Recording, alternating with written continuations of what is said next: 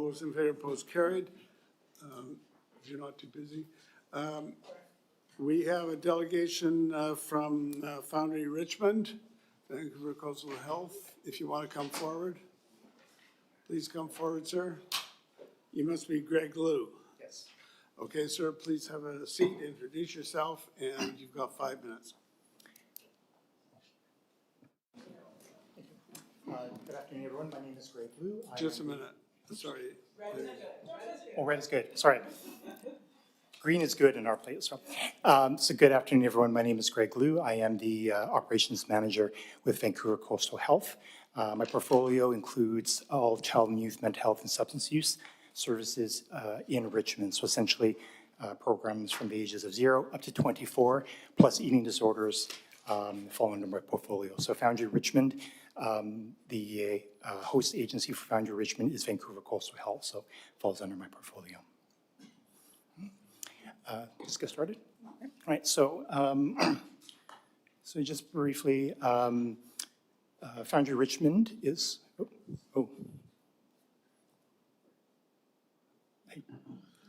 Someone give you a hand.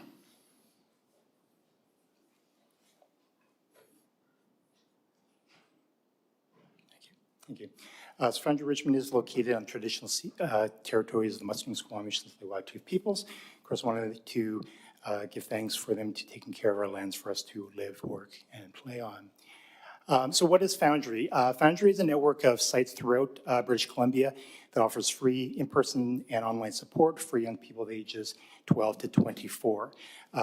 Core services include mental health support, substance use support, physical health care, social services, and youth and family peer support.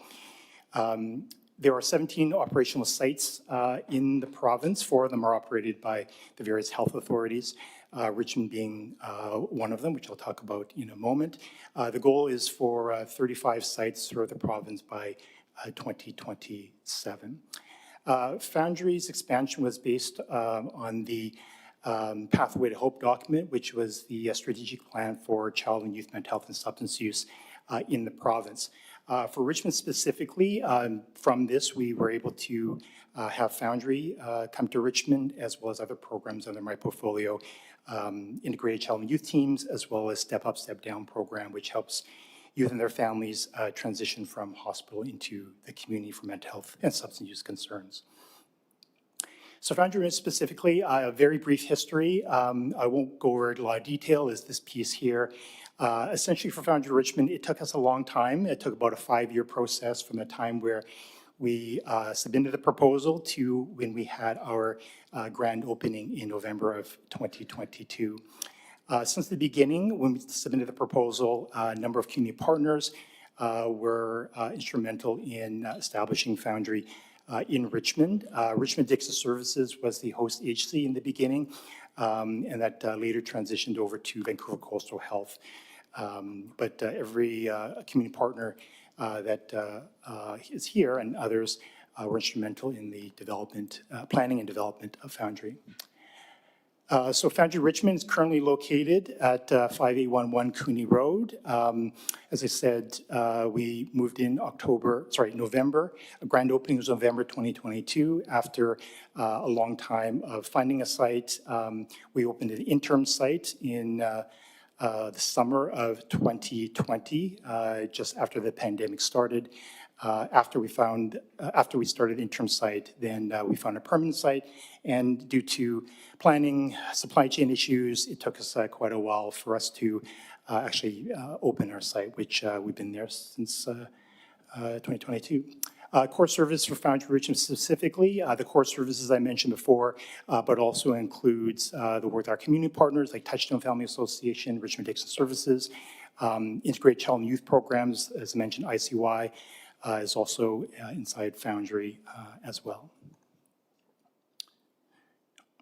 A quick snapshot of our site and some of our staff who are willing to expose themselves to a picture. So Foundry has a toolbox system, and what that is, it's information for us to ask youth about themselves, but also some screenings in terms of how they're doing in terms of their physical health and mental health. And from that, we received some data. So this is fiscal year 2024-2025. 863 new youth registered in Foundry. Overall, there was over 1,500 youth that were connected with Foundry last year, with about 5,300 visits. And this is fairly consistent from previous years. In terms of gender identification, majority is female, and then male, and then the 32% who do not identify, I'll speak to more about that in a moment. That was a bit of a shift than last year's data. Cultural background, majority, 40%, Chinese, 30% Caucasian, and then Filipino, 18%. This is also very consistent with previous data as well. We asked youth, how did you hear about us? A majority, 33%, indicated their friend. And we acknowledge this just because we do know that youth tend to talk to each other, and we know that if our services are not helpful, they would let their friends know, and their friends would not be coming. The fact that many of our clients do come to Foundry based on what their friends have indicated sort of is one indication to us that we have created a safe and accessible service for youth. One piece of feedback some of our youth would state is, what is it about Foundry that you appreciate? And they state it's good access to different services, it's a safe environment, and they trust that the individuals they speak and meet with, that they feel comfortable addressing whatever concerns that they may have. In terms of services, a majority of youth come in for sexual health services, but also short-term counseling. We also have a work and education program as well. A number of clients also attend. I'll skip this. What we're planning for the future is a number of different things. One is expansion of gender-affirming care, PrEP, which is pre-exposure prophylaxis. I'm not a physician, so I can't say that too well. And what that is, it is HIV prevention for individuals who are at high risk for HIV, whether it's sexual activity or injection drug use. OAT, or opioid agnostic therapy, and again, that is a treatment for opioid addictions. Both PrEP and OAT is available in Richmond, but it's currently available in an adult clinic that we have in Vancouver Coastal Health.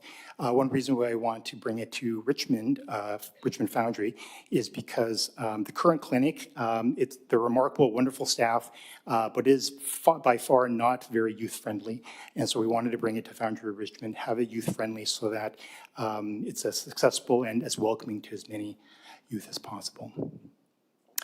Increased walk-in availability for multiple programs. As I said, when we started Foundry, it was during COVID, which was a lot of pre-booked appointments, wanting to have our walk-in available increase so that any youth who walks by, sees the Foundry sign, wants to come in and access service, which we already have a lot, but we want to expand that, recognizing that a lot of youth may not have a phone or have access to the internet, which is one way that youth come in to book appointments at Foundry.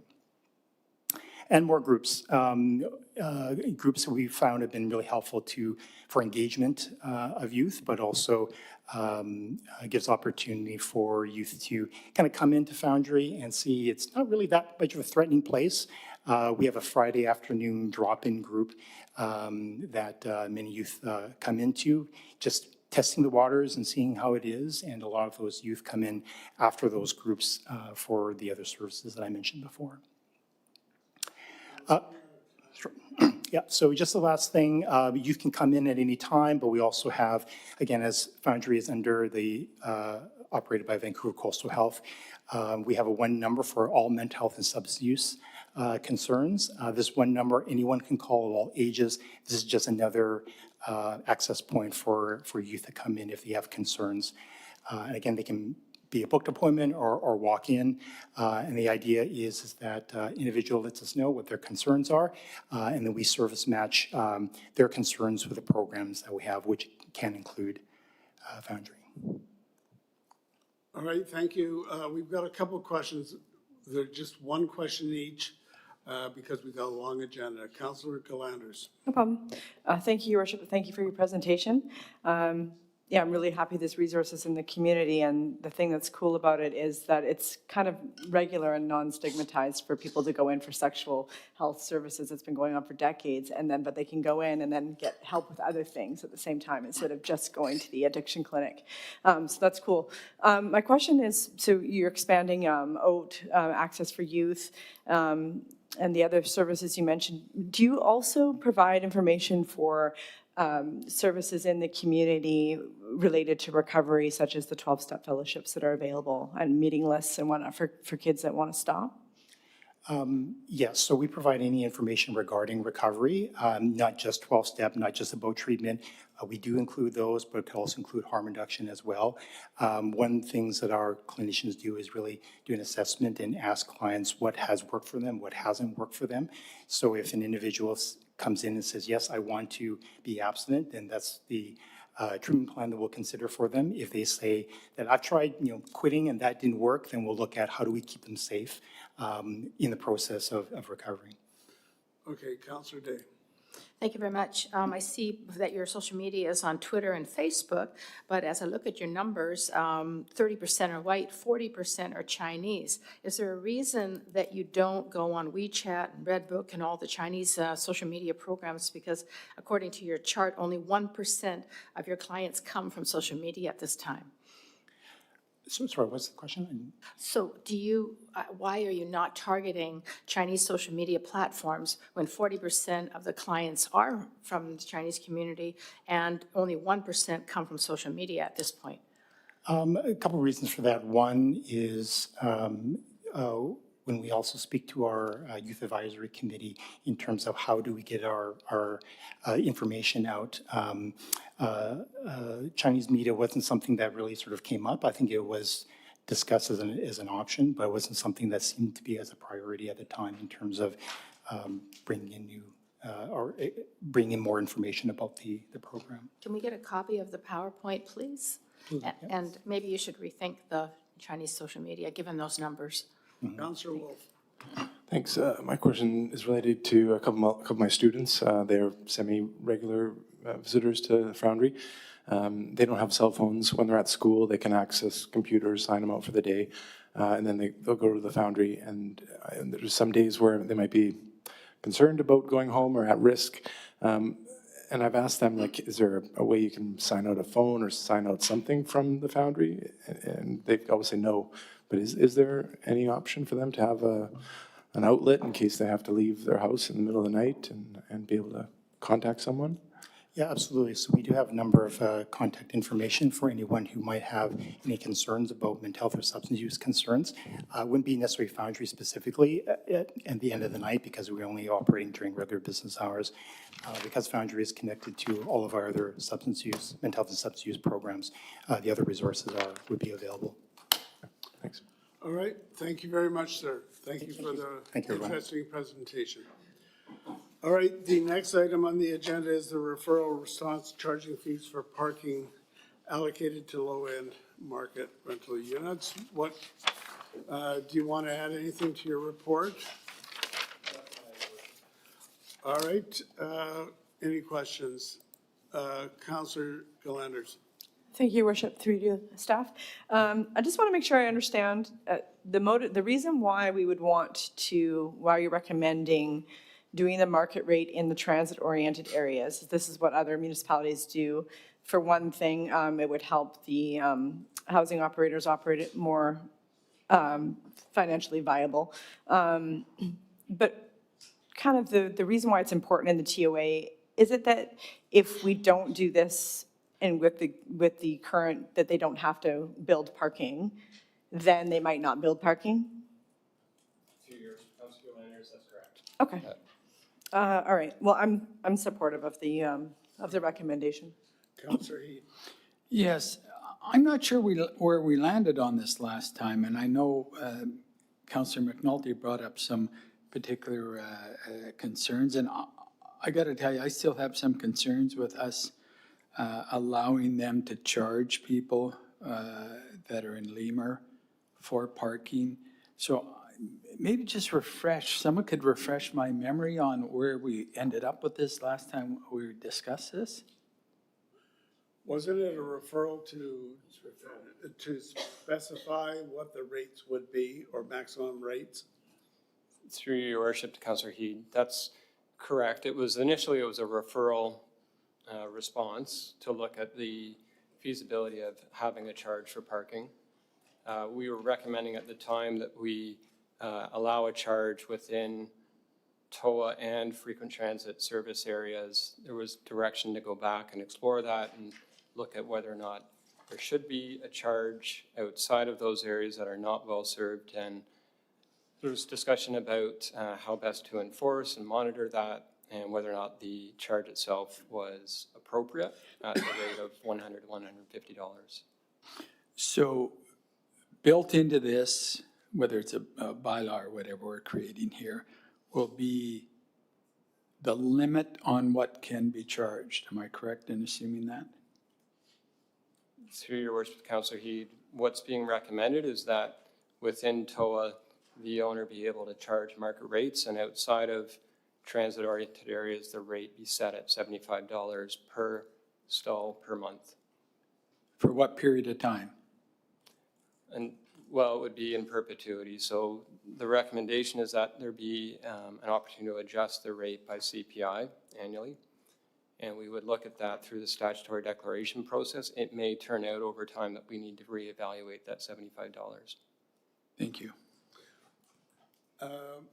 Councillor Hobbs? Thanks, and through the chair, thanks for the report and the next one too. I understand the previous conversation. I think one of the concerns was in the TOA and with the market determining the parking rate was that it was something that was somewhat controlled so it remained affordable for people in Lemur units. And I think that was kind of part of the crux of the conversation. So just in a global sense, I don't have a problem with having a charge for parking because as the report lays out, that makes it more practical, more doable because parking spots are expensive. And although Bill 47 allows for people to build without providing parking, I think there's a realization, not just by the industry, but I think by everybody, that some parking is going to be required and is going to be desirable, and the market will determine that based on their research. So one question is, are you satisfied that with the statutory declarations in the TOA areas and without, and in the TOA areas, my understanding is about 90% of what we're talking about with the Lemur units. Are you satisfied, again, that the statutory declarations are sufficiently stringent and to ensure compliance with the regulations? Through your worship to Councillor Hobbs, yes. Okay, now just a couple other points maybe, and one question is, so my concern is that outside of the traffic-oriented areas, we're paying it to 75% of the market rate, which has been established at $100 to $150 for the market rate, so 75% of the lower number. So that sounds good and reasonable. But if you look at within the traffic-oriented areas, and if we leave it entirely to the market, I'm just a little bit concerned with how we'd ensure that the market doesn't gallop away from us in terms of what the market rate will be, and that people that are in Lemur units end up with a market rate that is, $300 per stall. So what I'm looking for from you is an answer that maybe can reassure me that through the development process that we can have a system in place that can somehow ensure that that does not happen, actually, that the market rates do not get so high that the Lemur people in the area of TOAs, which are 90% of the Lemur area or units, don't get somehow much less of a deal than people in outside of the TOA. Do you know what I mean? Can you give some assurance about that, or how would we ensure that? Through your worship, Councillor Hobbs. So the $100 to $150 per month rate that is noted in the report came from staff consulting with members of the development community, with not-for-profit housing organizations, and then looking at what's being charged in the market. So we're quite confident that that is the market rate range within Richmond. So through the statutory declaration process, if we saw, for example, someone charging double or triple that amount, we would know that that is not reflective of our understanding of the market rates, and we would then act upon that. Okay, and so, sorry, one more question through the chair. That's enforceable then? What I'm getting at is if the market rate's 100 to 150 and they're going to charge a market rate in the TOA area, and let's say that's 150, even at the high end of that, we can enforce that 150 for the people in the Lemur units. Through your worship, Councillor Hobbs, yes. That's good. Thank you. It's going to be right in the agreement, right? It'll be within the terms of the housing agreement that you can only charge market rates. And this report is setting the council policy as it relates to that.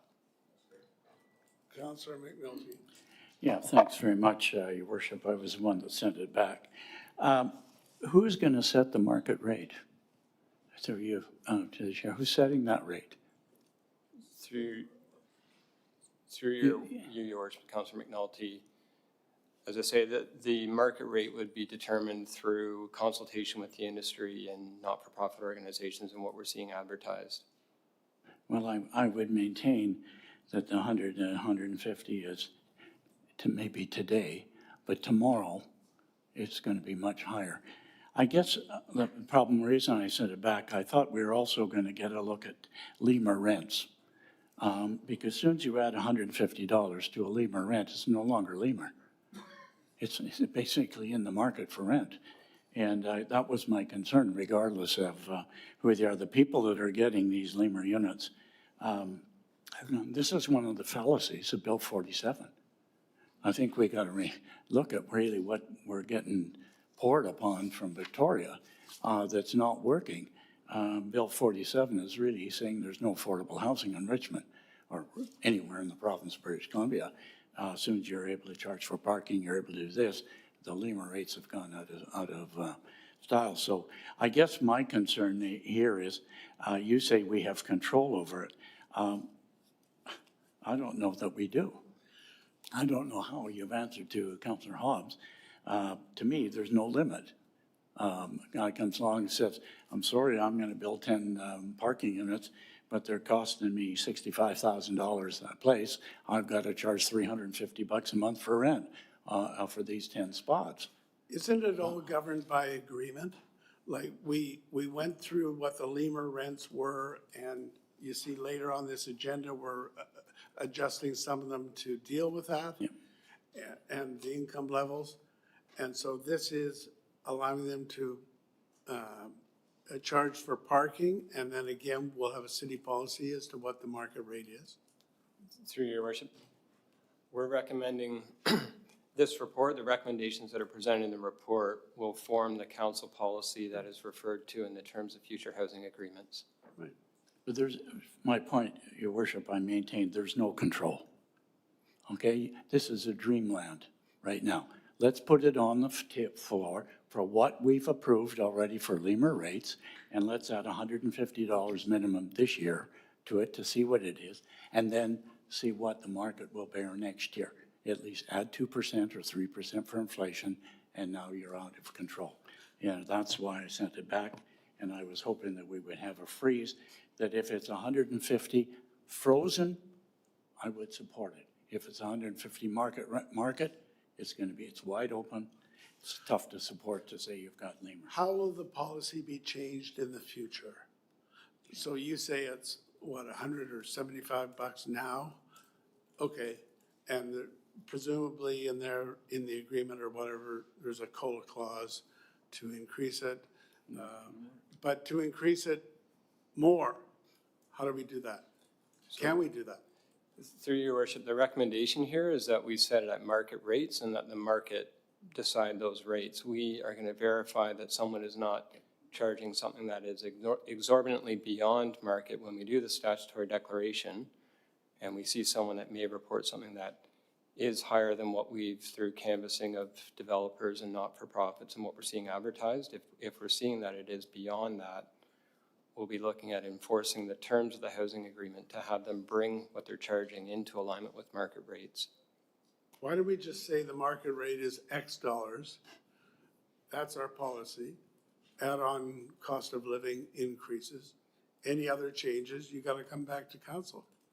That's certainly an option, Your Worship. But is it an option contemplated by the report? It's not at the moment. Right now, we're saying that it's set at market rates to be determined by the market, but if committee and council wish to prescribe a rate, that's an option. That's my point, Your Worship, is I believe we should prescribe it if we're going to have it and we're going to keep Lemur. Because by the time we implement this $150 will be beyond. And that's my point. I'm gonna suggest a referral back to. Thank you. To determine the amounts, the rent. I would second that. But in terms of the Lemur rents themselves, that's something we just went through and we're in the process of changing the agreement. Okay, Councillor Galanders. Oh, thank you. And I've already spoken once, and Alexa's got a question too, but I had another thought on this from what I was saying, based on what everybody is saying, and I agree with the comments, because if we, we don't know what turn development is going to take with Bill 47, so we don't know how much parking developers are going to be building, and they cannot build, it's very expensive. Doing this might ensure that they do put in some parking, but at the same time, we don't necessarily want much more parking in our city center because it's already, our streets are jam-packed, like 3 Road is a nightmare. So we don't really want more parking to begin with. But if they don't build parking, much parking, and then parking becomes a real hot commodity, then we could see these rates really escalating. And then you've got a single mother in a Lemur unit who really does need a car, and she's getting a $400 charge. So I actually, and this whole thing stemmed from you and the mayor agreeing also that last meeting that, we need to know what that amount's going to be, because what is affordable and not. And I wouldn't mind also looking at setting it, why not set it at 125 now, for example, and we can review it in 5 years and see if we need to increase it. Or it can review it any time. Yeah. Okay, Councillor Liu. Thank you to Your Worship, to staff. Thank you for the report, and I agree with what I'm hearing from my colleagues. I think what we're concerned about, or what I'm concerned about, is that if somebody moves in, they start out at $150 a month, how often can that amount be increased? Because in any other rental tenancy agreement, you're limited to how much it can increase per year. I think when that person moves out and they reestablish the market rate, fine, that new spot can go at the new market rate as established by what's in the neighborhood. I think we know across the street, we've just approved a development that doesn't have one spot per unit. So if you get a unit and if you get a parking spot and I don't get a parking spot, it's fair that you pay for it. Because otherwise, essentially, if you get a parking spot and don't pay for it, I'm essentially subsidizing your parking spot, is how I'm going to look at it. So I think to create sort of the fairness and equity piece, there is value to a parking spot. We can all agree. Even Monopoly, when it first came out, free parking was a thing. So I love free parking. I'm not going to lie. I love it. But there is a value to it. We know that it's affecting development. It's like, well, we could, build a couple more units, or we could build a whole bunch of parking. What do you want? And I think our goal is to help people get housed. We also know that some people need cars. We also know that when in some of these buildings, you can have more options for car share. And so there are more options there, especially in the downtown core. So your options are bigger, but I think we want some consistency in a month-to-month, year-to-year. If you're already in, that suddenly you're not going to be hit with doubling of your parking fees, from $1,000 a year to $2,000 a year kind of thing, especially when you're rev limited on how much you're allowed to earn inside of that. So, or does how much you're allowed to earn, is that affected by your parking cost? So are we looking at that too? So if it is referred back, I'd like it to include the increased cost of the parking in terms of how much you're allowed to earn to be eligible to have that home. Isn't that going to unnecessarily complicate it to look at income as well as just unit entitlement? Through your worship, we're happy to take direction. All right, see what you can do. Councillor Day. Thank you, Your Worship. This is the exact point I wanted to make, is that according to the report, LEMA program annual rates reflect 30% of the gross before tax household income. So if we're charging $150 a month for a parking spot, does it still fall within the 30%? Through your worship to Councillor Liu, no, it's outside of that 30%. It's distinct from the income. Yeah, that's my concern, is that,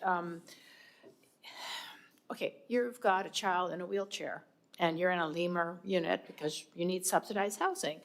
You need that parking spot. It's not an option, it's a need, not a want.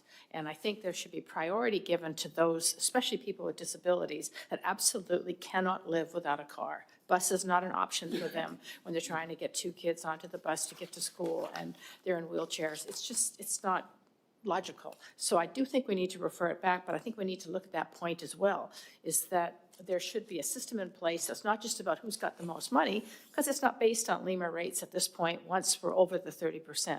So, and I believe that what has been said around the table is brilliant. We should freeze the rate. And if they want to come and increase it, forget about what market pays and what all that. Let us decide, because there are situations where parking is absolutely critical. Okay, Councillor Hobbs, last Yeah, point. through the chair, a real quick one. Do you have a number for what the market has determined the ratio is for parking stalls in general in TOA areas? What are they building? Through your worship, I'm not sure if Mr. Craig would have that info. The last I understand was about 0.2 spaces per unit, but I may be mistaken in So that. 1 for 5 then, kind of thing. Through your worship to Councillor Hobbs, if I understand the question, it is what is the market currently providing in areas where parking is optional under Bill 47? What I would say is it's a bit early to tell in terms of a distinct trend, but it does come down to the type of housing that is being provided. So we know with home ownership, there is a much larger percentage of car usage. With rental housing, there tends to be a less dependency on cars, although as the unit size increases, that does change slightly. But early days. Okay, my suggestion is that we would have a motion to refer this back to staff to recommend parking rates for LEMA units based on various factors. Discussion? All those in favor? Any opposed? That is carried. Then we have the amendments to the housing agreements. That's to bring it up to date in terms of our policy. Yes, it does, your worship. All right, someone want to move it? Moved and seconded. Councillor Glanders. I just have a question on GP 24. It talks about the summary of housing agreements. So Polygon already has their nonprofit, and then the Hamilton one, it's going to be purchased by a nonprofit, and then a Lux Richmond nominee are going to appoint the future operator. How does that work? And we did have a delegation last week about, are we going to be approaching owners who are coming forward for new agreements to talk about our housing authority and opportunity there, whether they'd be willing to help with a centralized waiting list. How does this work, this to be appointed by owner? Through your worship, Councillor Glanders, in the case of Lux, they're not required in the terms of their housing agreement to secure a not-for-profit operator, but they are, in this particular case, looking for a not-for-profit operator, and they would then have an operating agreement with that operator to manage and oversee their LEMA units. And just to follow up, so if we had already set up our Richmond Housing Authority as a nonprofit, we could work with them and help get these units under our umbrella if we were there yet. I don't know if you can answer that question, but I'm just. Through your worship, Councillor Glanders, yes, that could be part of the service. Okay, thanks. Councillor Day. pretty much was the question I was going to ask is, why is the Housing Authority, the Richmond Housing Authority, not mentioned in this report? Because we don't have one. When are we going to have one? I think that report is coming back in sometime in the near future. Is that correct? Peter? That's correct, Mr. Chair. Staff are looking at it currently. So, yeah, sorry. Okay, Do we have a date? do we have a date? Through the chair, we're looking to ideally wrap this up before the summer is the goal. June or July? Yes, So is it- potentially September. So once it's wrapped up and it's open and we're open for business, can we then send these groups to the housing office to, get the help that they need? Aren't we getting ahead of The ourselves referral, here? yeah, through the chair, through Councilor Day, the referral seeks more information about the authority at this stage. Okay. A housing authority can mean many different things. Councillor McNulty? Yeah, that's, but just quickly, are we going to get in the report in June or July, the viability of a housing authority and the pros and cons of a housing authority? And what a housing authority actually looks like, because it is much different in many people's minds, And the cost involved? and the costs involved in those Yeah, things. that's the work that's ongoing. Okay, thank you. All those in favor? Any opposed? That's carried. Thanks, gents. Kaiwa Maru, King of the Sea, et cetera, Marie, D. What would you like to tell us beyond your report? Nothing further to add. Happy to answer any questions. I had sent you a note earlier today on this number 6 on page GP 122. If we increase the price not to $20 from $5, but just to $10, what would that number be instead of 129,000? That number would be the $86,000 in total revenue, which would be a $44,000 increase over the base budget. Say that again. The total revenue from ticket sales, if we were to sell out all the boarding opportunities, would be $86,000, which would represent an increase of approximately $44,000. Instead of 129, it'd be 44. Yeah. Okay. Got questions, Councillor McNulty? Yeah, first of all, if I can just follow on that, is that based upon how many days that the ship is in port? Through the chair to Councillor McNulty, yes, as we've stated in the report, everything is theoretical at this point until we negotiate with the ship. So this is based on the ship being available to the public for approximately 5 days. We based it on what we had during their last visit in 2017. We know they have to have breaks. There'll be no boarding and viewing during the sail drill. So we estimate we could get up to approximately 8,600 people on board. But again, all subject to negotiation. So that's a flexible amount, it really is, went through the chair. No, good report, and thank you very much for the report. It's come back and with a breakdown the way we want when we see the base there, and I'm supportive of the base because it is a celebration of the tall ships again, coming from the Titania in 1889 and our connection with Japan. Yeah, the two-day event is $490,000, and we would use local people for our entertainment. Sorry, through the chair, could you repeat the question? On our page 121, it says we have a base event, and for $490,000, we can have 2 days of stage performances, et cetera, to have a festival. And that would be utilizing local people in terms of the stage and all the richness of the arts groups that we've got in the community and the performing arts groups, et cetera. Yes, through the chair to Councillor McNulty, the stage that we would anticipate using in this option would be the stage that we use for Salmon Festival and with local community performers. It would be that the next stage up with the headline performers. You may recall in 2017, we brought in Alan Doyle from Great Big Sea for a larger evening concert. That would be the addition of Table 2, number 3. That would be sort of looking at maybe bringing in some larger headline acts. The additional program options, option one, would be local performers. So again, along the lines of what we'd see on the main stage at Salmon Festival for the day, along with other activations that we see at some of our other events. Okay, I think you missed my point. I'm not looking for Ellen Doyle, I'm looking for Richmond people to perform with a number of people we've got. We've got a plethora of Richmond artistic talent that still needs to be discovered.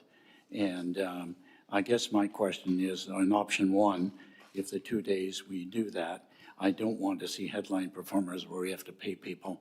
So I think we have it from my point of view. Anyhow, we'll see in terms of the motions that come on. The other thing is the community initiatives on number 4, the Legacy Project. Obviously, we're bringing a ship from Japan. We have ties with Miyamura and Steveston and Wakayama as a precinct, as members of council know. And I guess my concern is that there be a legacy left behind and this just not be a party, that this be something that the Japanese community can remember and we can remember with the founders of Steveston and those that helped build Steveston. And I guess I don't see any, I see $100,000 and I assume that there is possibly a legacy project to be determined. What is it in there, sure. I just want to hear it publicly. I think the public need to hear it too. The other question too, on item number 5, in 2017, the community looked after the cadets. They adopted a cadet. They took a cadet home, some of them. They had baseball games. They had heaven knows what else they did. Do we need money for that, actually? Through the chair to Councillor McNulty, in 2017, we did have the Japanese Community Center, and Calvin Higo hosted a barbecue and a baseball game. Right. And they paid for all of that and hosted the cadets. The rest of the activities that the cadets participated in, including sort of tours to regional attractions and that kind of thing, it was funded by the city. Given next year, May 1st to 8th, we will not have a community center. Will it be demolished by then? Through the chair, I would defer to. Who has that? I think that's something. Yeah, it'll be demolished. That's what I'm saying. We will not have a community center to go to. Yeah, we'll confirm. We confirm for that information in a memo. I think we but need to be next prepared for Saturday, that. I mean, I'm not, I think, as my colleague says here, it's November, whatever, so that we will have an open space. We may have the ball diamond, we will be limited in facilities, and we can't run to a gymnasium unless we go up to the school or this, that, kind of the other. So I think when our programming, we need to be prepared for that. Anyhow, Your Worship, I don't know how I'm very supportive of the 2-day festival and the community initiatives to make a total of 1,530.70. But we'll see what happens with other discussions at that time. Councillor Day. Yeah, thank you very much, Mayor Brody. Okay, so I don't support combining the Richmond Maritime Festival with the Tall Ship, because it's, as ex-councillor Linda Barnes says, that they were used to regular time and maritime themed music and events, and it's a well-loved event, and it is. I think they're two separate. So I wouldn't support this if it meant killing the August Maritime Festival, just so you know. Does or doesn't? There was talk of combining them into the May event when the Tall Ship comes. There was talk of it, but are you saying that we should or should not? Okay, well, we definitely should not.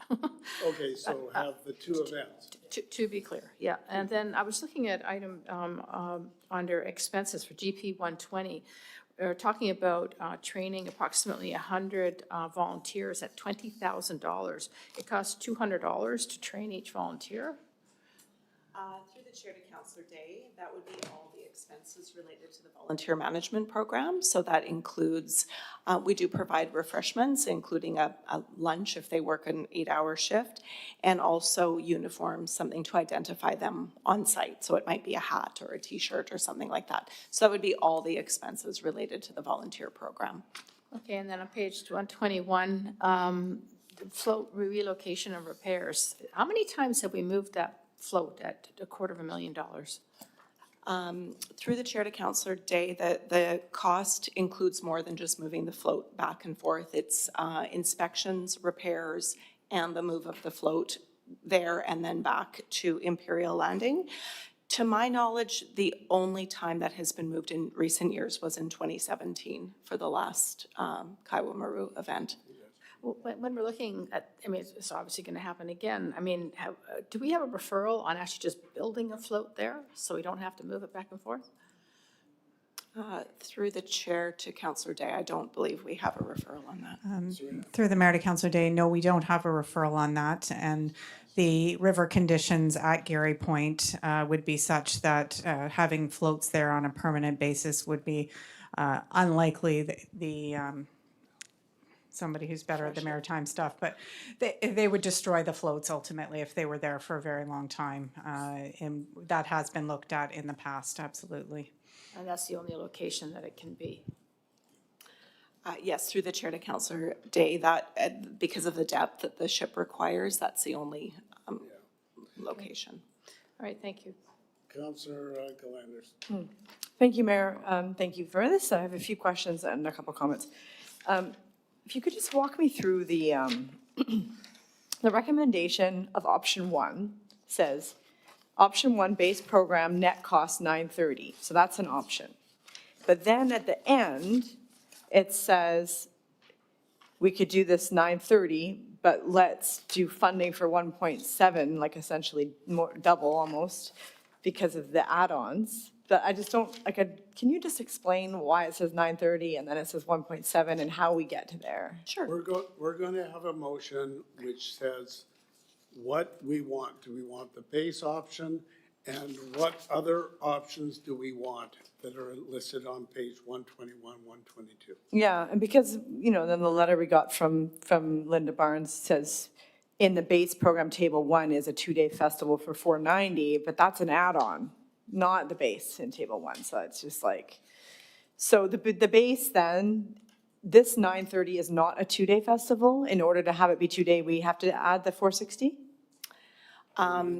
Through the chair to Councillor Galanders, yes. So this, the base option anticipates that the boat would be, we'd have publicly accessible viewing and boarding and the school programs for up to 5 days, again, subject to negotiation with the Kaiwa Maru. The activities on the land would be limited to viewing the boat. We would probably bring in, we have budgeted for some roving entertainers just to have something while people are waiting in line. But it would be a very basic landside program. Option adding on, so then if you go to the additional program options, the number 1 would be the addition of a 2-day festival. So this would be a more robust, full landside program, similar to what we did in 2017, similar to things that you would see at our other festivals where we'd have a community stage with performers throughout the day. We'd have roving entertainers. We'd have a kids zone with kids activities. We would have more food options. We would have vendors. So there would be a fulsome landside program to support the visit of the boat. Okay. And just want to echo the comments that Councillor McNulty said about our own talent. When I was at the UROC Awards on Thursday, we have these amazing youth bands that are like up and coming. And it was just so inspiring. We could definitely find local talent. And I agree with the comments about the Maritime Festival, and I agree with the letters in that I think the Maritime Festival has really developed a reputation of being just an absolutely outstanding event, and the idea of diminishing it, one of the options showed to have a bit of a lesser festival. I think that would be a huge mistake, because if people don't come to the Kaiwo and they're just coming to the Maritime Festival that they know and love, and it's diminished, they're like, wow, it kind of sucked this year, I'm not going back next year. It could really hurt the festival. So I think we absolutely have to keep the festival as is, or cancel it this year completely, but not do the reduce. But if you think that I can ask you if you think that our resources as far as being able to do both and that we have the ability, not talking about finance, but just resources in general to do both, and we can? Through the chair to Councillor Galanders, yes. I think, we'll put together a project team for the Kaiwa Maru event. We'll also have FIFA happening next year, and then Maritime Festival is in August, so the two events will be spread out. I just have one last question about finances. So we're talking about this coming from rate stabilization, but I did notice in our financial statements that in our reserves, we have about $4.4 million in arts and culture reserves. Is that 4.4 million already allocated to things in our in our parks, or in our events plan for this year and in the 5 years, or is that literally above and beyond anything? And why wouldn't we seek to fund it out of that reserve? Through the chair, and I could perhaps ask someone from finance to confirm, I believe that's the Arts and Culture Facility Reserve, and that money is allocated to the Phoenix Net Loft. And this fund that we're talking about taking it out of, that's surplus. Yeah. So it really is appropriate. Okay. In my mind. Councillor Heed. Yes, and just for the clerk's information, my GP finished at 115, so I don't have this package, but I've looked at Councillor Wolf's. So the point I want to make here is no matter what reserve count we take it out of, where we take it out of, it's taxpayers' money. So I guess my issue, and I just allude to the fact, if we could combine it, fine. But at the end of the day, I would like to know the exact number of how much the taxpayer Richmond has to subsidize this event. That is of concern to me with respect to that. So can you give me any numbers on that, or it depends what option? Let's just go with the base one. How much of that is subsidized by the taxpayers of Richmond? Through the chair to Councillor Heed, it would be the budget amount of $930,070. We do have some revenue estimates there if we do ticket sales. There is a potential for grants, for sponsorships. We will pursue sponsorships. We don't think sponsorships are very likely in this option. We may be able to secure some sponsorships that could offset that a little bit. So just under $1 million from the taxpayer money just to hold this event. That's not combining the Maritime Festival and the ship. I do have some concern with that, unless you can tell me what the economic impact or viability will be for the businesses here in Richmond. Through the chair to Councillor Heed, I believe we did discuss at the last committee meeting, we worked with Tourism Richmond, and our initial estimates are that there would be an economic impact to the community of between $500,000 and $1 million. Once, I think, again, if council chooses to pursue this and we have conversations with the Kaiwa Maru, we're able to put some more details around the event, we can refine those numbers. And Mayor, I'll just finish off as I'm not going to support this. I think it doesn't give appropriate numbers based on the taxpayer dollar here in Richmond. And I don't mean to throw some damp water on this, but we've got the Maritime Festival, and as you mentioned, we have FIFA, we've got money dedicated towards all of them and all the various things. So, Mayor, I won't be supporting this. Thank you. Councillor Hobbs. Thanks, and through the chair, thanks for the report. And Councillor, he just brought up one of my points would be the economic impact. But I think one thing I'll comment on first is just the Richmond Maritime Festival. I don't agree with combining it or canceling it. I think it is its own event, and the thing is, it's been moved a couple times in the past, and when you get into the branding exercise and the scheduling of unique wooden boats and participation, that's something that people kind of plan out a couple years ahead. So that would be very disruptive, and I think it is a viable event in its own right. With the economic impact, I think, and you've mentioned it a couple times, but just to emphasize, if you get some kind of recommendation going forward out of council, whatever it's going to be for this Kaiwa Maru event, that's when the real conversations will happen with the counterparts from the Kaiwa Maru, and that's when we'll get into the details about even the exact dates and the exact times, because I mean, there's dates laid out in the calendar, but I'm not quite clear on how many dates it will be. So those further conversations will happen. There'll be greater evaluation done, including the economic impact, and could very likely end up coming back to council for further consideration based on that. Is that right? Through the chair to Councillor Hobbs, I would imagine if we had conversations with the Kaiwa Maru and they come back with something that is quite different than what we've presented in the report, that would necessitate a follow-up report to council. For example, I would say if they are able and willing to activate on 2 weekend days, we would recommend a 2-day festival. If they only want to activate on 1 weekend day, maybe we do a Friday evening and a Saturday festival. I think those are some of the details that we'll work out. I think also once we know that we're moving forward, we list in the report some of the past partners that were involved with the previous event. And so we would initiate conversations with them, including the Steveston Merchants Association, to find out how we can support them in leveraging this event to support their businesses at what is sort of a shoulder time of year for them in Steveston. Thanks for that further clarification. Before I go back to some speakers for the second time, I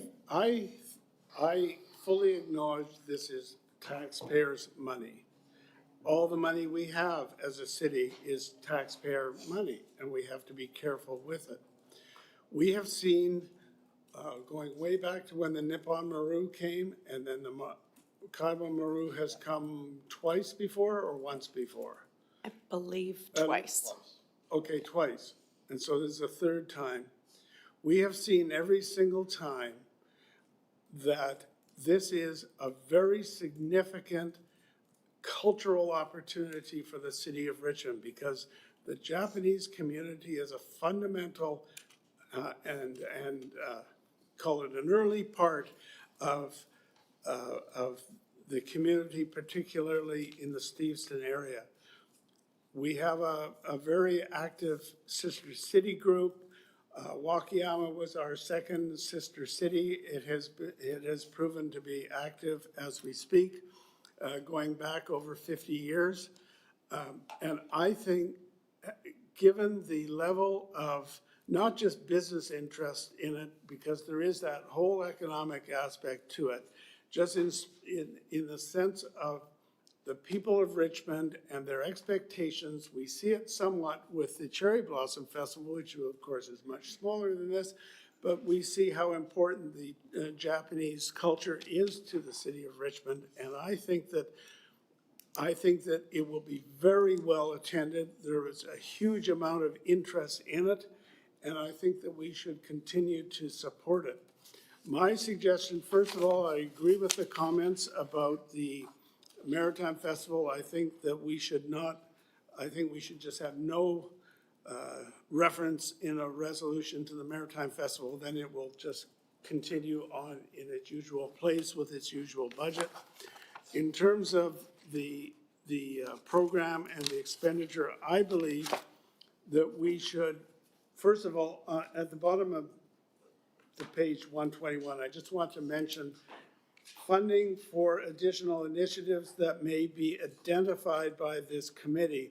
I think it should be recommended by that committee, and I think council should be the ones to determine what those initiatives would be, whether it's the legacy portion of it, which is mentioned there, or additional program, or whatever.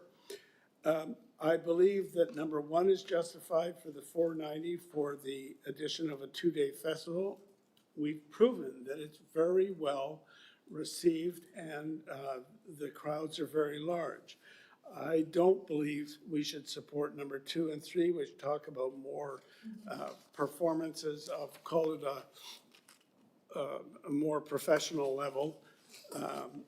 I think the enhanced hosting in number 5 is well worth it because, you know, we underestimate the morale impact on the crew of the Kaiwa Maru.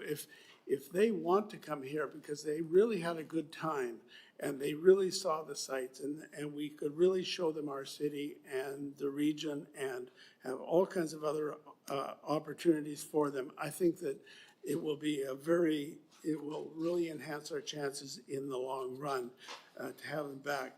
And then On number 6, I think $20 per person is too rich, but I do support the idea of it going to $10.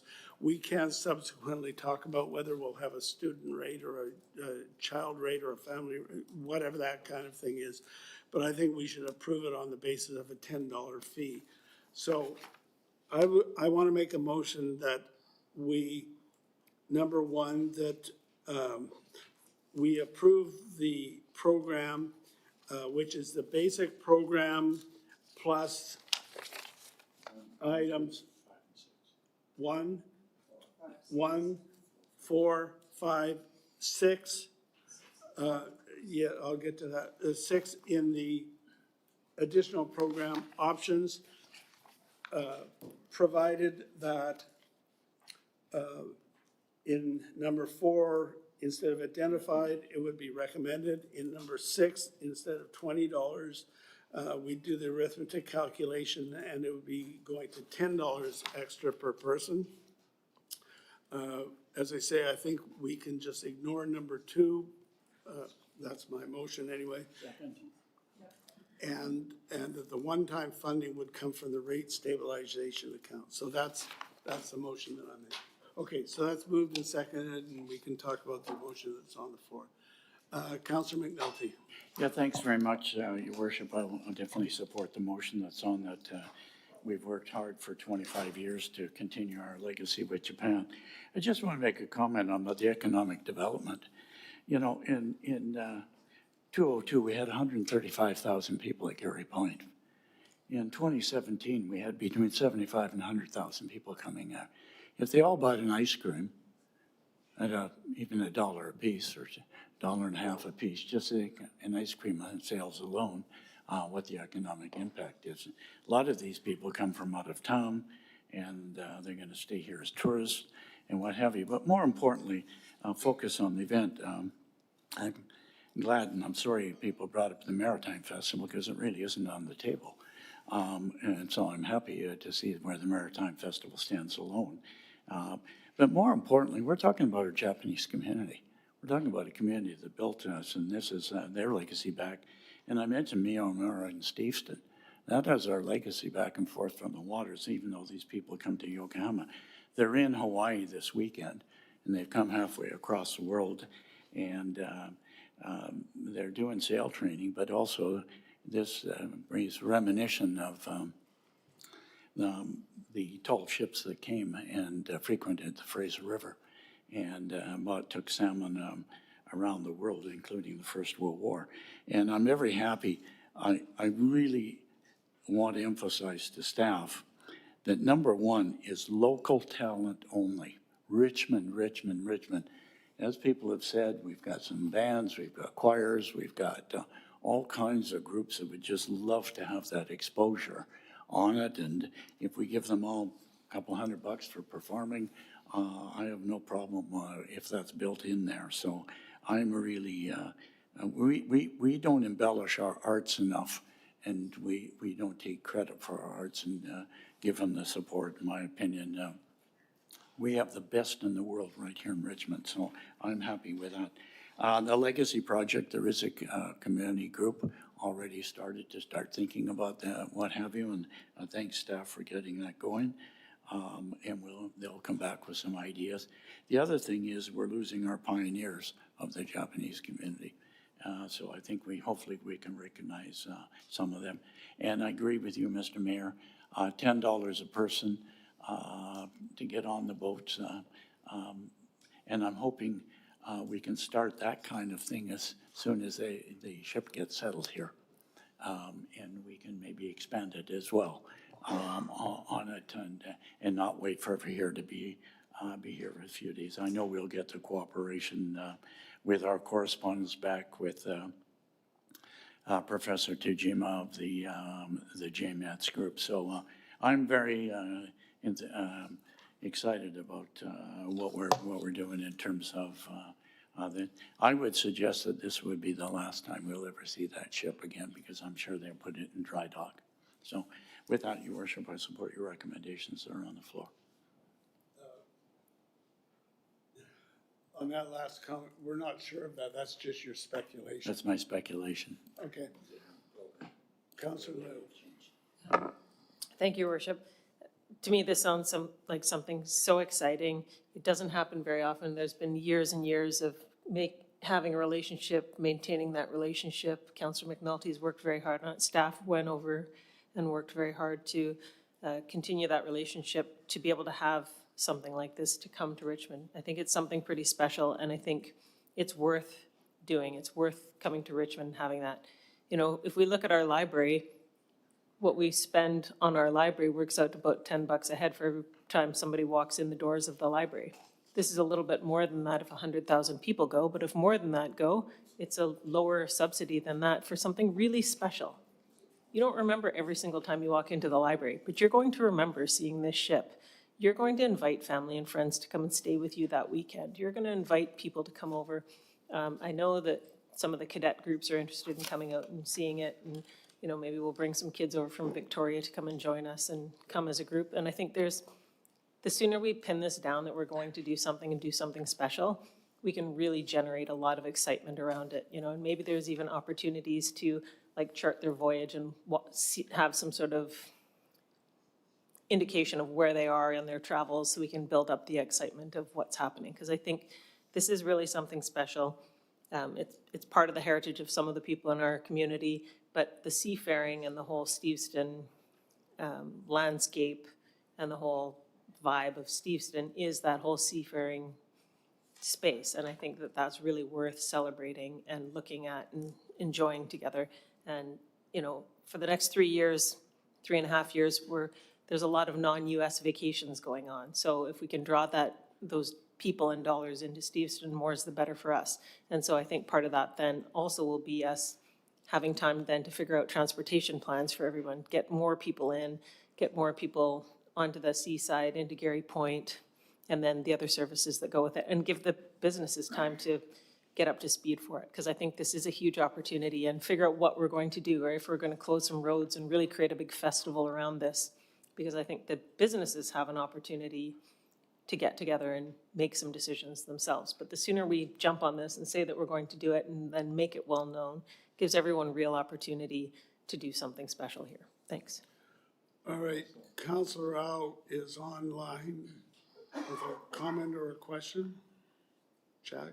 Yes, Your Worship, I have a comment. I'm in support of the proposal that we should have this event. And I think it is not only for the cultural value, it's also for the purpose of bringing the whole community together. And I think this is also not only for the Japanese community, it's for all people. I still find people talking about the previous visits of the tall ships. And when people talk about it, they talk about how excited they were at the time. And they were all looking forward to have this ship coming back. So I think this is an event that can bring people in the community together and also strengthen the identity of Richmond, you know, being a port city. And I also believe that these kind of occasions or visits by the tall ship did not happen very often in the whole West Coast, from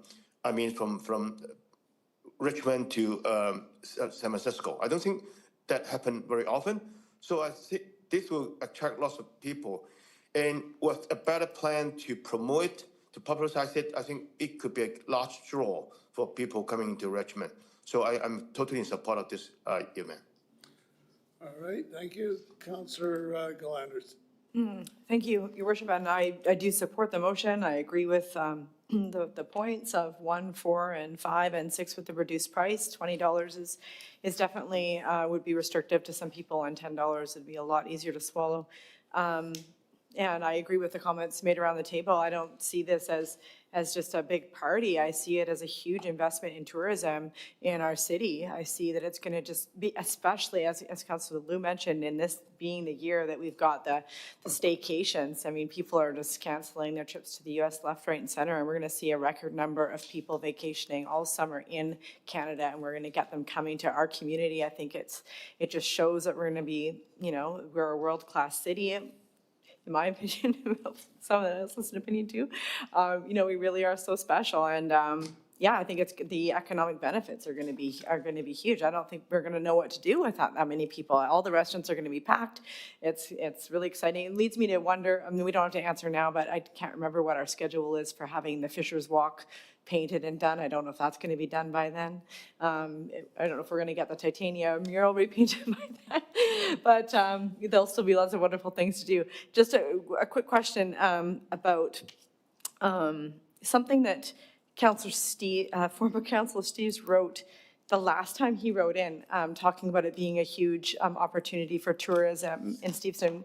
He mentioned staycations on the boat, and I didn't follow up on it at the time. Is that something that's a possibility, that people could actually pay extra to sleep on the boat? Is that what he meant? Do you know?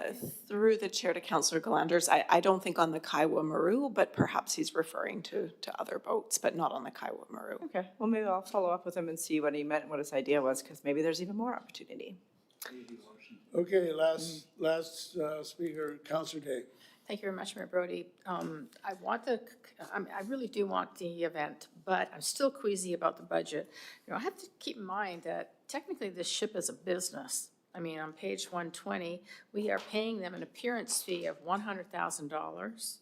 Then we're paying for logistics and services, transportation fees, pilot boats, captains for another $190,000, and basic hosting for another $50,000. So I'm fine with hosting the event, but I don't like that we're going to include items 1, 4, and 5, I think it was. I would prefer we went with the basic budget, because that still gives us days and days and days to go see the boat. And I don't think we need to have a huge stage. You know, I think that in a way takes away from the boat, the ship. So I wonder if we couldn't just, I have a question. If we approve this as is on the table right now, will we be sharpening our pencils when it comes back to council, or is that it? That's the budget, $1.7 million. Through the chair to Councillor Day, because of the items that have been selected, it would not be the $1.7 million. I'd have to do the quick math and see where we landed on that. And as I said, I think this is the proposed program with the base budget and the 2-day festival with 3 additional days of boarding and viewing. If for whatever reason through negotiation there's something very different that the Kaiwa Maru comes back with, then we would report back to council. Yeah, if we were getting the 2 ships like we did and what they were batting it out on the shore, you know, I'd be pretty cool with the extra $500,000 to add 2 days to the festival. But this is one ship that's going to be tied up. It's not going to be as exciting as it was when they were shooting at each other in the harbor. And I mean, that day was incredible. I was there sitting on the shore with my dad. So I'm okay with the $930,000. So I'd like to ask that we vote on these items individually. No, if you want to make a change, just propose an amendment. Okay, I'd like to amend it to the option 1, table 1, which is $930,000. And then if we can find cost appropriate ways to do the rest of it, staff can bring it back to us. So start with the basics. It's over a year away, and let's see. So your amendment is to delete any additional program options? At this time, yes. Okay, is that seconded? It fails for a seconder. All right, so we're going to, and by the way, the net cost, from what I'm told on the arithmetic, is $1,515,570. That's what I'm told. All right, so we'll call the question on the motion. All those in favor? Those opposed? It is carried with Councillor Heed opposed. May I have a motion to adjourn? Okay, and we'll now go to the Finance Committee meeting. All right, may I have a motion? I'll call the meeting to order. May I have a motion on the minutes? Moved and seconded. All those in favor opposed? Carried. Then we start off with a delegation from KPMG on the audit finding report. If you'd like to come forward, identify yourself. Obviously, we've been through the report. Go ahead. Oh, just a minute, let me turn it on. There it is. Good afternoon again. Anu Adelaya, with me, Cheeto Low. We have provided our audit findings report. It's the summary of the audit for December 31st, 2024. We'll take it as read, but if there's any questions, we are happy to answer questions. All right, comments, questions? All right, no questions, thank you very much. May I have a motion on, or going to the consolidated financial statements? Cindy Gilfillan, are you there? Anything to add to your report? Nothing to add, Your Worship. All right. So it's moved and seconded, discussion, all those in favor, opposed, carried. Going to the library statements, Susan, anything to add? Nothing to add, Your Worship, but happy to answer any questions. All right.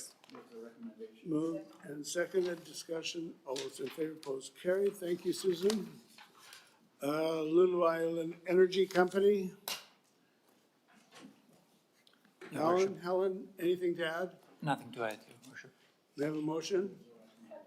Moved and seconded, discussion, all those in favor, opposed, carried. Thank you. Then we have the OVO, the audited financial statements. Anything to add to your report? Nothing to add, Your Worship. Someone want to move it? Moved and seconded. Councillor Heed?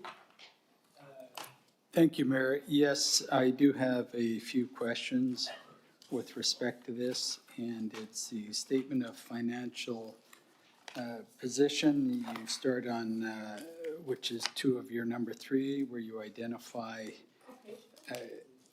FIN 201. 201, and then carrying over to your actual independent auditor's report, referring to FIN 207, which is page 1 of the auditor's report. And we talk about post-employment benefits. You also have a notation on that. Your post-employment benefits show $1,185,300 for 2023, $754,000 for 2024. And my questions pertain to buyouts in 2024. With respect to people that have left the Oval, could you tell me in particular, as it relates to the CEO having a buyout and one of the employees having a buyout in 2024? Through your worship to Councillor Heed, so the post-employment benefits figure is based on information we provide to the actuary. This would include any payments for bank time, or if individuals have left the organization, then those figures would also be decreased as a result of that. So is it safe to say from $1,185,300 to $754,900, that would include 2 people, and it'll be on the sunshine list, I'm sure. One being the CEO, Mr. Duncan, and one being an employee, Ms. Wagner? Through your worship to Councillor Heed, that's correct. Any payments made as a result of individuals no longer with the organization would be decreased as a result of that. So that leaves us at just over $754,000, is that correct? That's correct. That's what the current liability is on the balance sheet. Thank you. And if you go to FIN 208, which is page 2 of your report, Mr. Desange, you can see in the top of the page where we look at the contribution from the City of Richmond, and you also have a note in 2A. In 2024, it was just over $4 million, and in 2023, $3 million. What are we showing for 2025? Through your worship to Councillor Heed, the contribution that was approved for 2025 was $3.57 million. And have you done any calculation or estimation going forward for the next few years, what you'd be expecting of taxpayer dollars to subsidize the Oval? Through your worship to Councillor Heed, we've done a preliminary exercise last year. However, we regularly update that, so we don't have any current information. We will be bringing forward our first quarter financial results next month to council as well. Mr. DeSange, you've been doing this a long time. Can you just roundabout, are you not doing any potential problem financial analysis going forward so we can have a little bit of understanding? Are we going to look at a decrease from what we contribute in 2024 for 2025? Or are we going to look at an increase going forward for 2025, 2026, 2027? Maybe I can jump in through the chair to Councillor Heed. It's hard for us to obviously look far in the future. We don't have a crystal ball, but as we mentioned last time we were here, the new board, our leadership team is committed to making the facility operate on our mandate, but doing it as financially efficient as possible. We also have to recognize the fact that the building is now near 17 years old. And so over time, any surpluses that we create as a result of the contributions, but the revenues that we receive from programs and services will go to maintaining that. And so as we're moving forward, we're going to continue to bring forward hopefully good news, assuming that the building is going to be in good shape. We don't have any unforeseen surprises that we have to do repairs on. Our commitment is to continue to work hard to make sure that the facility becomes less reliant on city contributions as best we can possible. So, for example, did you replace the CEO salary position and did you replace Ms. Wagner's salary position? Through the chair to Councillor Heed, no, we have a more streamlined senior management team. Those positions have not been replaced. Thank you. Councillor Day. I remember when I first saw one of these reports, I was astonished to see the marketing was $750,000. I don't see that on here today. Could you explain how the Oval is now marketed, what has changed, and especially what it costs now as opposed to 11 years ago? Through the chair to Councillor Day. Sorry. It's okay, you can go first. We don't have any other information that we provided at the last meeting that we can. Our marketing budget is, Rick might have more specific knowledge on it, but we provided as a fulsome response we can. There's nothing that's changed on that with respect to our marketing. Yeah, just in terms of the financial statements, the marketing expenses would be included within our program services line item. So there was a few line items in our budget that were really low relative to all the other items. Overall, the marketing budget, not including labor, was approximately $200,000, and that's included in program services. That's a big difference from $750,000. I'm glad to see that. On page 210, under cash provided by, used in operations, due from the city of Richmond, $21,838, and then in 2023, it was minus $101. Can you explain that huge discrepancy? Through your worship to Councillor Day, that's the statement of cash flow. So what that statement shows is the changes year over year. What's included in due from City of Richmond is typically our annual contribution that we receive for relating to sport hosting. And the amounts fluctuate depending on when we clear our balance with the city. Typically, it's done quarterly, but the main items included in that balance are the transactions relating to sport hosting. Is it safe to assume that this is a leaner, meaner machine than it was prior to the new board? I'm not sure that you, Through the I'm not chair sure to- you should be commenting on the board. Are we in better shape than we were 5 years ago? Through the chair to Councillor Day, again, we'll just reiterate what we said before. I think I'll take what you're trying to ask is that our operation is running more efficiently than it was last year. That's how it would appear to me. Thank you very much for your great work. Okay. Thank you, gents. I'll call the question. All those in favor? Any opposed? That is carried. Someone move adjournment. Okay, we're now adjourned, and for everybody else, so if you want to open the door, Evangel, I'll call the special council meeting to order. and retroactively recess it and then reconvene it. I kind of forgot about that. Kaiwa Maru, same recommendation? Move the recommendation. Moved and seconded. Further discussion? Any, all those in favor? And Cash opposed? Anything else on that? We're now adjourned. Okay, thanks, guys. Yep.